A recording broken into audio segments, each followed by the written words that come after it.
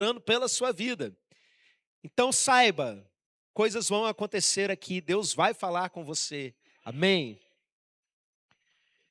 Nós vamos ler Mateus 25, a partir do verso de número 14. Lemos assim a palavra do Senhor. Pois será como um homem que, ausentando-se do país, chamou seus servos e lhes confiou os seus bens. A um deu 5 talentos, a outro 2 e a outro 1, a cada um segundo a sua própria capacidade. Então partiu. O que recebera 5 talentos saiu imediatamente a negociar com eles e ganhou outros 5. Do mesmo modo que recebera 2, ganhou outros 2. Mas o que recebera 1, saindo, abriu uma cova e escondeu o dinheiro do seu senhor. Depois de muito tempo voltou o senhor daqueles servos e ajustou contas com eles. Então, aproximando-se, o que recebera 5 talentos, entregou outros 5, dizendo: Senhor, confiaste-me 5 talentos, e eis aqui outros 5 talentos que ganhei. Disse-lhe o Senhor: Muito bem, servo bom e fiel. Foste fiel no pouco, sobre o muito te colocarei. Entra no gozo do teu Senhor. E aproximando-se também o que recebera 2 talentos, disse: Senhor, 2 talentos me confiaste, aqui tem outros 2 que ganhei. Disse-lhe o Senhor: Muito bem, servo bom e fiel. Foste fiel no pouco, sobre o muito te colocarei. Entra no gozo do teu Senhor. Chegando, por fim, o que recebera 1 talento, disse: Senhor, sabendo que és homem severo, que ceifas onde não semeaste, e ajuntas onde não espalhaste.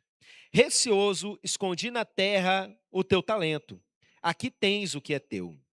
Respondeu-lhe, porém, o Senhor: Servo mau e negligente, sabias que ceifo onde não semeei e ajunto onde não espalhei. Cumpria, portanto, que entregaste o seu dinheiro aos banqueiros, e eu, ao voltar, receberia com juros o que é meu. Tira-lhe, pois, o talento e dai-o ao que tem 10, porque a todo o que tem se lhe dará, e terá em abundância, mas ao que não tem, até o que tem lhe será tirado. E o servo inútil, lançai-o para fora nas trevas, ali haverá choro e ranger de dentes. Amém. Quero pedir ao irmão Murilo que traga para mim 3 cadeiras nesse momento. Enquanto isso, eu quero pedir à igreja que ore pela minha vida a seguinte oração. O texto que nós lemos é uma parábola de Jesus. E você vai orar para que o próprio Jesus fale com você nessa noite. Ele vai usar a minha vida, eu estou aqui à disposição dele. Mas você vai pedir que especificamente seja como o próprio Jesus falando com você. Você crê que isso é possível? Ore nesse momento.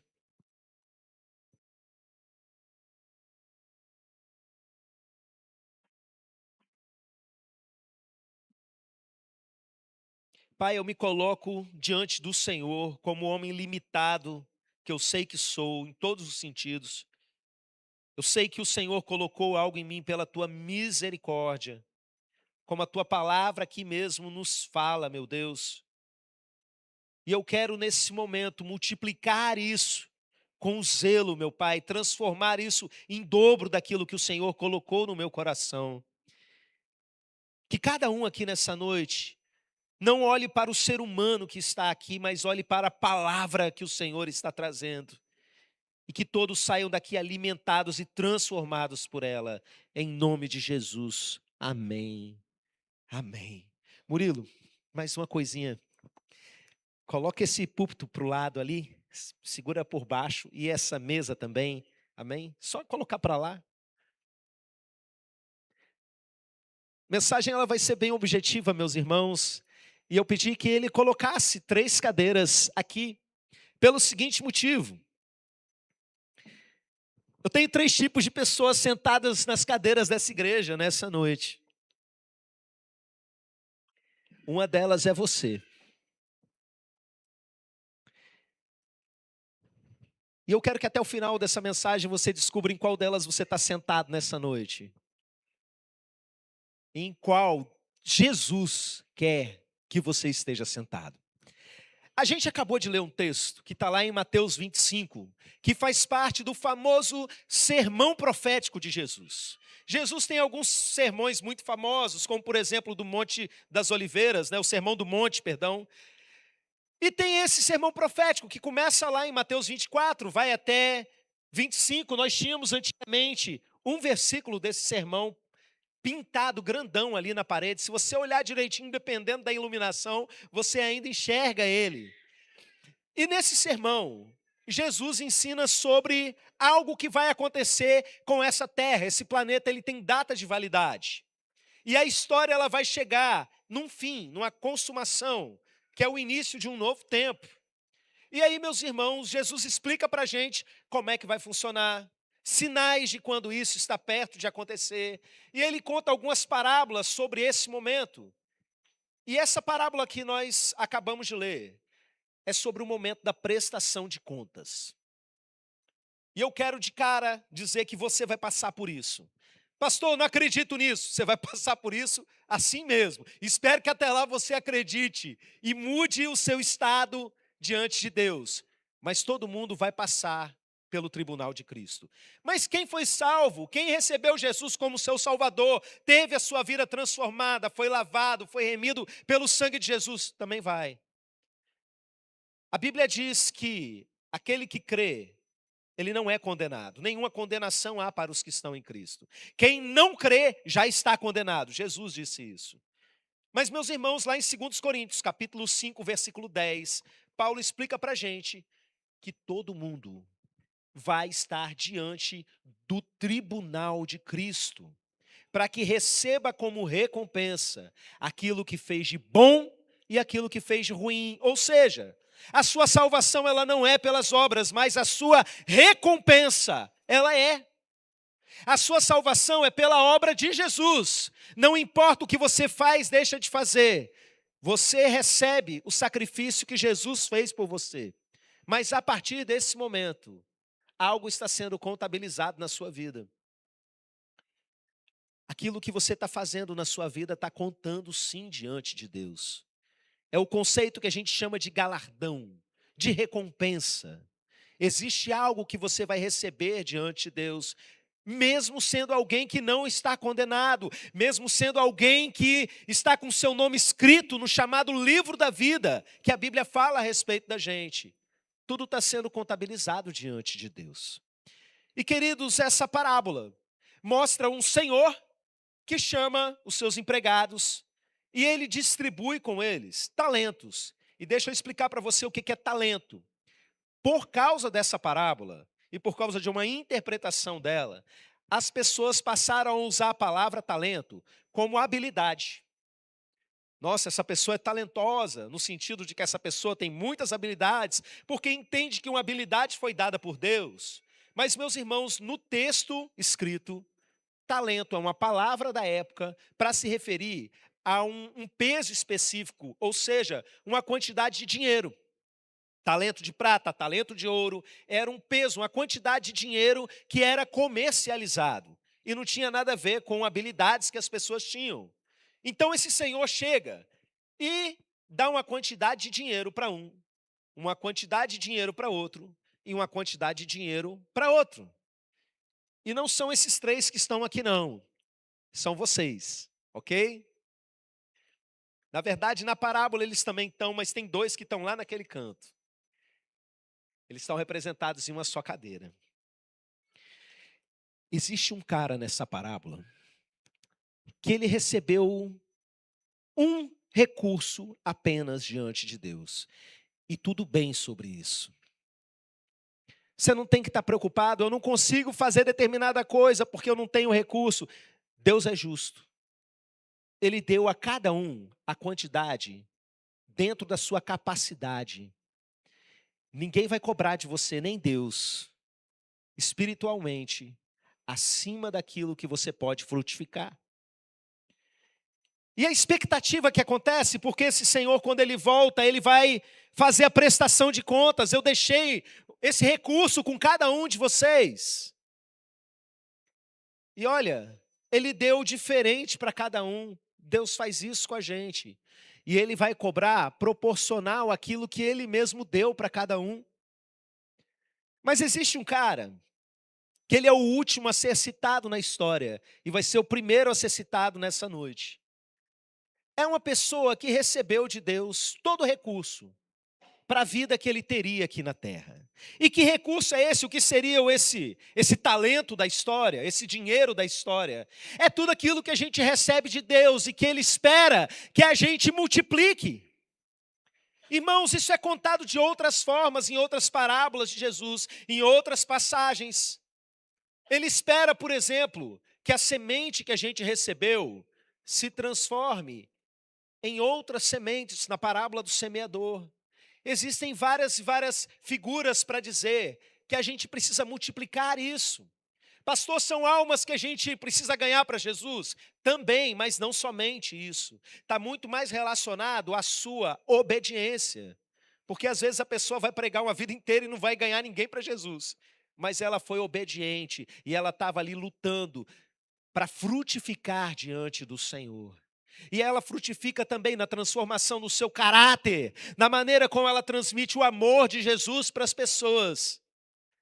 Mas essa pessoa aqui, ela recebeu tudo isso de Deus. E chegou no dia do juízo final, como você vai chegar. E aquilo foi cobrado dela. E ela virou e ela não tinha multiplicado isso em absolutamente nada.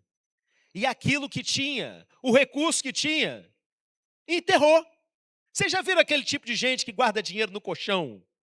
Antigamente tinha muito disso, e aí na época da inflação galopante no Brasil, lá nos anos 80, eu me lembro bem desse período, que as coisas subiam de preço dentro do mesmo mês, às vezes dentro do mesmo dia, de forma absurda. E aí tinha aquela galera que tinha mania de guardar dinheiro no colchão para o tempo de dificuldade. E de repente o velho ia lá, abria o colchão achando que estava rico. E aquilo não valia mais absolutamente nada. Irmãos, Deus chega e chama atenção, e chama ele de servo mau, porque ele não foi capaz de transformar em riqueza aquilo que Deus tinha feito por ele. E olha, essa pessoa, ela é tão cara de pau, que ela diz que a culpa é de Deus. Você sabe por quê? Que ele vira para Deus e fala assim: como eu sei que o Senhor é mau e cobra e tal, e não sei o quê, na cara do próprio Deus. Porque só tinha Deus agora, era só ele Deus para cobrar. Essa pessoa passou dando desculpa a vida toda. Eu sei porque eu conheço um monte. Porque não frutifica no reino de Deus. E a culpa é dos outros. A culpa é do pastor. A culpa é do líder, a culpa é dos irmãos da igreja. Essa religião, então eu vou sair, e não frutifica, também não faço mais nada no reino de Deus. E passa a vida toda. Bota a culpa em um, arruma problema para o outro, o culpado são os irmãos. Eu não consigo me relacionar com ninguém na igreja, por isso eu estou saindo, não sirvo mais. Presta atenção, deixa eu falar aqui olhando para a câmera. Está gravando? A Bíblia diz que se andarmos na luz como Ele na luz está, temos comunhão uns com os outros e o sangue de Jesus, seu Filho, nos purifica de todo o pecado. Falta de comunhão com os irmãos, o pecado é seu. Ah, mas se alguém pisar na bola comigo, a Bíblia fala o que você tem que fazer. Não é deixar de ter comunhão com todo mundo porque alguém pisou na bola com você. Vai ler Mateus 18. Falta de comunhão significa que você não está andando na luz. E se você não está andando na luz, o que você tem que fazer? Se arrepender. Pastor, mas eu estou andando na luz. Então você tem comunhão com os outros, porque se você não tem, ou um dos dois está mentindo, ou a Bíblia ou você. E cá para nós, a Bíblia está falando a verdade. Para de dar desculpa para não servir a Deus, para não frutificar, o único culpado é você. Essa pessoa aqui, ela passa a vida inteira e ela não consegue ganhar ninguém para Jesus, sabe por quê? Porque ela não foi salva. Às vezes é alguém religioso, às vezes é alguém que está dentro da igreja. Mas ela consegue até tirar a gente dentro da igreja, nunca ganhar alguém para o reino de Deus. Você sabe por quê? Porque ela não foi salva. Olha que parábola curiosa. É todo um significado, tem o patrão, tem os empregados ali. Mas chega no final, o cara não é demitido, ele é jogado no inferno. Deixa de ser parábola e começa a ser explicação da parábola.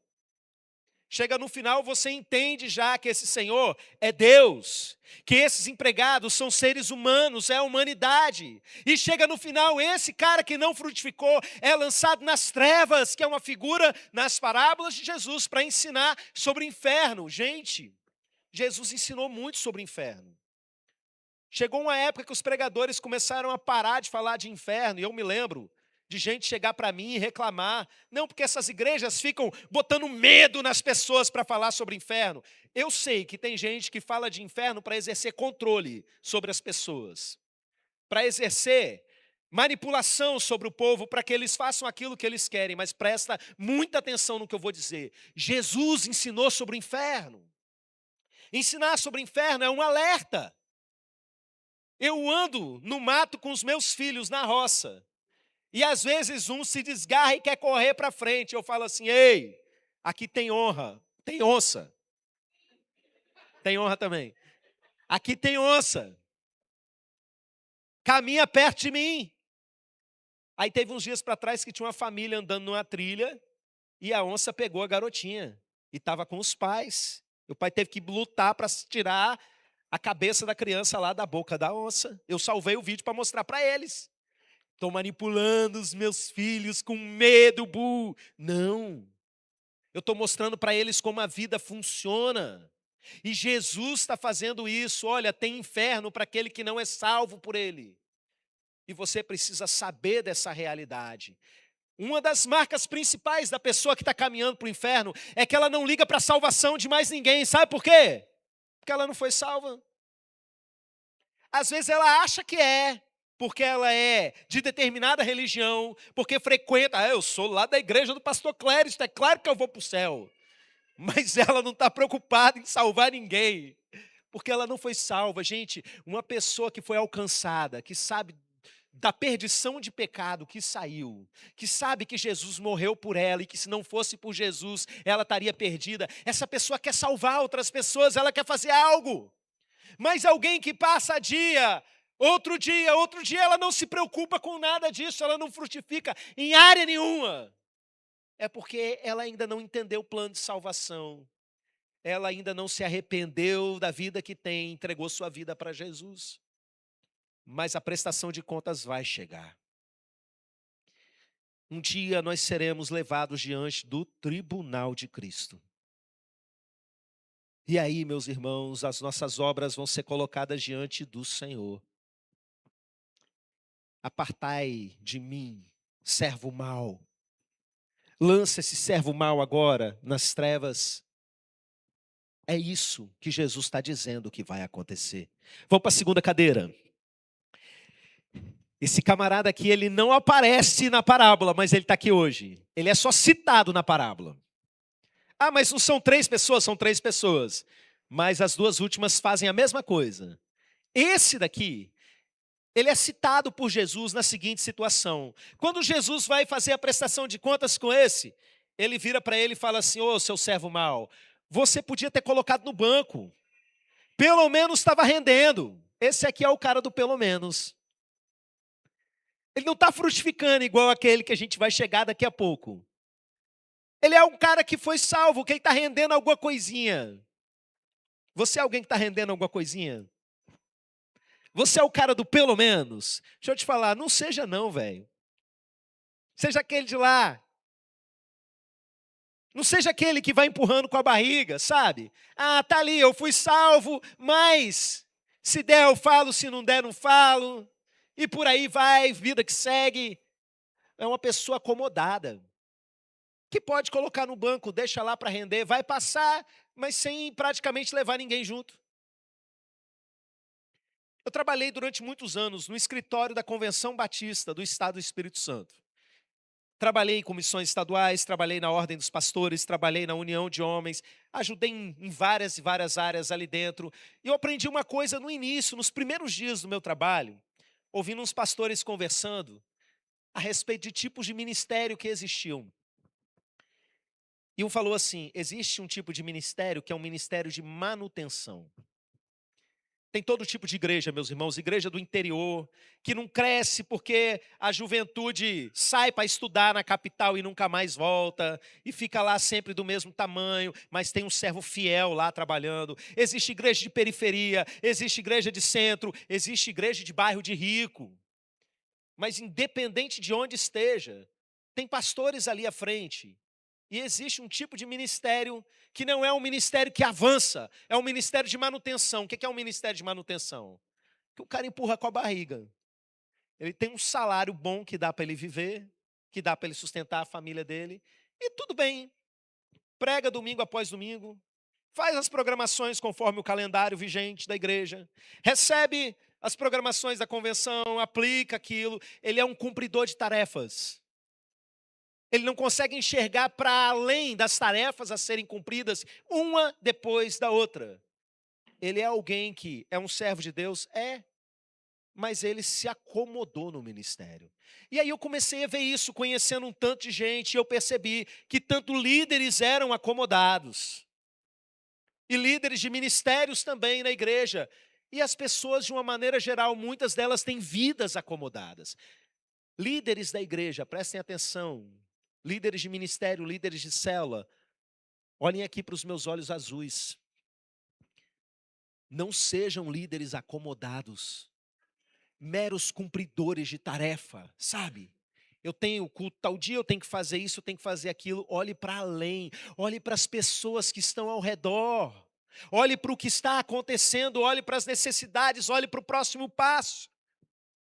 Não aceite, meu irmão, agora eu falo de uma maneira geral, independente se você está numa liderança ou não. Olha para a sua vida. Não seja uma vida acomodada, espiritualmente só alguém de manutenção, que deixa um dia acontecer depois do outro. Aquilo que chegou ao seu coração precisa chegar ao coração das outras pessoas. O fruto que um dia você provou de salvação precisa ser multiplicado. A semente que o seu coração recebeu precisa ser transformada em muitas outras. Seja aquela pessoa ali, ó. Eu quero crer que tem pessoas aqui nessa igreja que estão sentados nessa cadeira aqui. E quem é essa pessoa? O texto diz para a gente uma frase que é a seguinte: saiu imediatamente a negociar. Vou falar essas três coisas. Essa pessoa saiu. Essa pessoa, ela entendeu que ela tem um propósito. Ela entendeu que ela tem uma missão. Então ela faz algo intencional. Não importa onde ela esteja. Deus colocou você para trabalhar de peão numa grande empresa. Você sai de manhã com uma intenção, e a sua intenção não é só trazer dinheiro para dentro de casa, a sua intenção é alcançar vidas no meio do processo. A sua intenção é frutificar um caráter cristão aonde você está, para que as pessoas vejam Jesus em você. Há uma intenção. Ela sai de casa de manhã pensando nisso e orando por isso. Deus, me usa. Não importa a profissão que ela esteja, há uma intenção. Ela sai para fazer algo. Ela sai com um propósito. Ela tem consciência de que recebeu algo de Deus. E ela sai para cumprir esse propósito. E diz que saiu imediatamente. Vocês perceberam isso no texto? Você sabe o que isso fala para a gente? Urgência. Essa pessoa tem urgência de fazer a obra de Deus. Eu me lembro da história de um homem, um grande missionário do passado, chamado Adoniran Judson. Alguns de vocês acredito que leram um livro chamado O Livro no Travesseiro, e conta a história dele preso em uma outra nação, escondia a Bíblia dentro do travesseiro. Adoniran Judson teve uma época que ele era jovem, que ele desviou da igreja, e ele se tornou praticamente um ateu. E ele, a trabalho, viajando, ele parou num certo hotel na beira da estrada lá, e durante aquela madrugada ele começou a ouvir uma pessoa no quarto do lado. Essa pessoa chorava, gritava, gemia de dor a noite toda, até que chegou um determinado momento, parou. De manhã ele foi procurar saber o que tinha acontecido. Aí falaram, esse rapaz, ele morreu. Ele estava doente, ele estava hospedado aqui e acabou falecendo aqui nessa pousada. E o Adoniran Judson foi descobrir quem era o cara. Era o melhor amigo dele. E ele percebeu que esse amigo, que estava no mesmo caminho de ateísmo que ele, tinha partido dessa terra sem conhecer a Cristo. Essa pessoa aqui, ela chega no mesmo estado que a Adoniran Judson chegou. Eu não posso perder tempo. Tem gente do meu lado morrendo todo dia e indo para o inferno porque não entregou a sua vida para Jesus. E cada velório que acontece bate um desespero. Meu Deus, eu estou perdendo tempo. E encontra pessoas na faculdade que estão vivendo uma vida longe da presença de Deus. E você ama essas pessoas e não quer que elas vão para o caminho que elas estão indo. Então você ora, você faz algo, você sai imediatamente para fazer algo. A sua vida não é acomodada. A sua vida não é despreocupada, não é acomodada. É de alguém que entendeu a importância disso. Que sabe que se você não fizer nada, como ouvirão se não há quem pregue? Saiu imediatamente a negociar. É a terceira coisa. Essa terceira coisa fala de estratégia, meus irmãos. Essa pessoa sai com urgência, mas não sai de qualquer maneira. Essa pessoa ela tem um plano de ação. Ela sabe o que ela precisa fazer para alcançar pessoas. E isso se aplica em todas as áreas da sua vida. Isso se aplica à sua vida familiar. Quem aqui tem familiares, parentes que estão longe da presença de Deus? Isso se aplica às pessoas da sua convivência fora da família, escola, trabalho, seja lá o que for, lazer, futebol, internet. Isso se aplica também dentro da igreja. Essa pessoa ela frutifica aonde ela está. E ela tem estratégia para isso. Ela tem um plano para isso. Ela entendeu o seu chamado, ela entendeu o seu lugar. Ela sabe o que ela precisa fazer para cumprir aquilo que Deus a chamou para fazer. E como eu disse para vocês, tem 3 tipos de cadeira ou 3 tipos de pessoas sentadas nas cadeiras aqui nessa noite. Em qual cadeira você está? Na cadeira de quem ainda não entregou sua vida para Jesus e não se importa com a salvação dos outros porque ainda não foi alcançado. Para de dar desculpa. Hoje você pode chegar e dar desculpa para mim, eu vou acreditar em você porque eu sou um bobão. Mas vai chegar um momento no juízo final que não adianta mais o que você falar. Para de dar desculpa e se acerta hoje diante de Deus. E sabe você, crente acomodado, que os anos estão passando e você não vive aquilo que Deus te chamou para fazer? Que você faz uma coisinha ou outra e acha que é suficiente. Chega de uma vida de manutenção daquilo que você já tem. Mete o pé no acelerador e vamos para cima. Vamos avançar, vamos servir a Deus, porque tem um monte de gente perdida. E se você está aqui, eu quero terminar essa mensagem dizendo algo para você. Eu copiei a frase. Tem uma frase que eu gosto muito, de um avivalista chamado Leonard Ravenhill. Alguns irmãos já leram o livro dele que eu recomendei, aquele Porque Tarda o Pleno Avivamento. E ele fala sobre a sua chegada no céu. Imagina quando você acabou de chegar na presença de Deus. Você morreu e de repente você chegou à eternidade, ou Jesus chegou, você passou aí pelo juízo. Você está na presença de Deus. Leonard Ravenhill, ele diz o seguinte: 5 minutos dentro da eternidade, eu creio que cada um de nós desejaria ter sacrificado mais, orado mais, amado mais, suado mais, agoniado mais, amado mais. Amém, meus irmãos?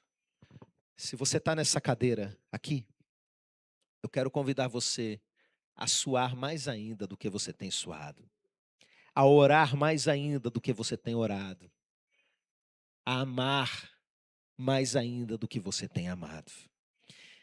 E eu vou terminar essa mensagem antes da gente ir para a ceia, orando pela sua vida. Eu sei que tem gente aqui que quer uma oração para mudar de cadeira, ou para pisar no acelerador, não é? Você está aqui, muda de cadeira hoje. Entrega a sua vida para Jesus e não deixa o tempo passar. Não é só porque a gente não sabe o dia de amanhã, é porque viver longe da presença de Deus é perder tempo. Eu não estou falando sobre uma religião. Religião as pessoas trocam igual troca de roupa. Eu estou falando de vida eterna, de salvação, de ter uma vida entregue completamente a Jesus e fazer a vontade dEle. Entrega a sua vida para Ele nessa noite. Quando eu falar assim, vem aqui para frente se você quer oração por uma dessas 3 áreas. Se você é alguém que quer entregar sua vida para Jesus, vem logo e a gente vai orar por você. Se você é alguém que se vê acomodado, entende nessa noite e quer responder a Jesus, ó, Jesus chamou minha atenção nessa noite, eu tenho que parar de ser tão devagar no reino dele e realmente me entregar mais na obra e sair imediatamente a multiplicar aquilo que Deus me deu. Você vai vir para cá e vai falar também para Deus. E a gente, como igreja, vai ver que você veio para cá e vai falar, Senhor, ajuda, que essa semana essa pessoa consiga dar uma acelerada e se tornar essa daqui. E se você está aqui, gastando os seus dias por amor de Cristo, vivendo intensamente, suando a camisa, mas entendeu nessa noite que quer mais, eu convido você também a vir para cá, porque eu também vou orar pela sua vida. O Pai está olhando para a terra agora, falando assim, quem eu vou enviar? A quem enviarei? Quem há de ir por nós? Só esperando alguém dizer assim, eu, e as coisas vão acontecer. Se você é essa pessoa, vem para cá também, amém? Ministério de louvor, assuma porque vocês já vão ministrar agora no momento da ceia. Eu convido a igreja a se colocar de pé. E eu peço aos irmãos que estão lá em cima na intercessão que levantem um clamor nesse momento. Você que é do louvor e que quer aceitar esse apelo também, você fala diante de Deus, que se você não estivesse tocando, você estaria ali. E fala para Deus aonde você estaria. Amém?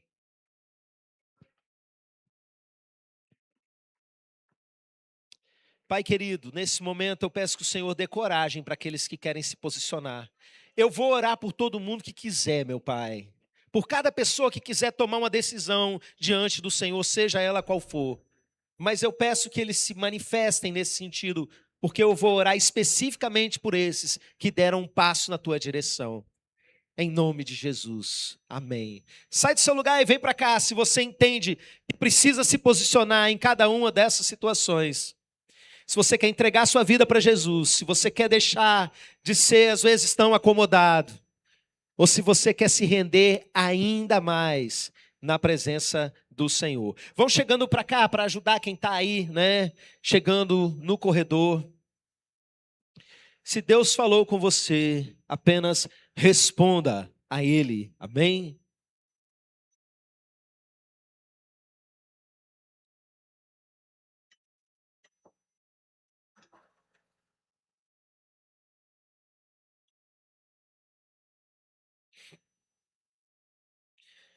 Vamos orar.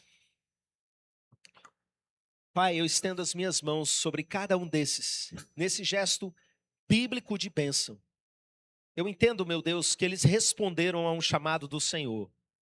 Eles estão aqui porque ouviram o ensino da tua parábola e entenderam, meu Deus, e como o Senhor falou com eles, eles estão respondendo ao Senhor. E eu te agradeço porque o Senhor falou. Eu peço nesse momento por aqueles que estavam assentados na primeira cadeira, perdidos, sem se importar com a vida eterna.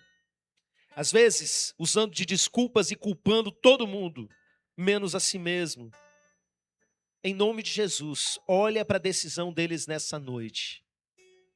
Pai, recebe eles como filhos do Senhor. Salva. Enche eles dessa consciência de salvação, para que eles também desejem salvar. Muda o status espiritual dessa pessoa na tua presença. Em nome de Jesus. Que seja uma noite de salvação sobre todos esses que estão se apresentando diante do Senhor nessa noite. E eu oro, meu Deus, por esses que já foram salvos pelo Senhor, mas se encontram acomodados, às vezes sufocados pelos espinhos dessa vida, pelos cuidados dessa vida, pelas dificuldades, e não olham para o Senhor. Em nome de Jesus, ajuda eles a mudarem de cadeira nessa noite. Ajuda eles, meu Pai, a se tornarem intencionais, a buscarem de forma urgente, imediata. Dá a eles as estratégias, ajude eles a enxergarem aonde o Senhor já os colocou. E o plano que o Senhor tem para usá-los, aonde eles estiverem, de tal forma que essa semana que se inicia hoje, já se torne uma semana frutífera, meu Deus. E eu oro por aqueles que já têm servido ao Senhor incansavelmente. Meu Deus, obrigado pelo recurso que é o Senhor que dá.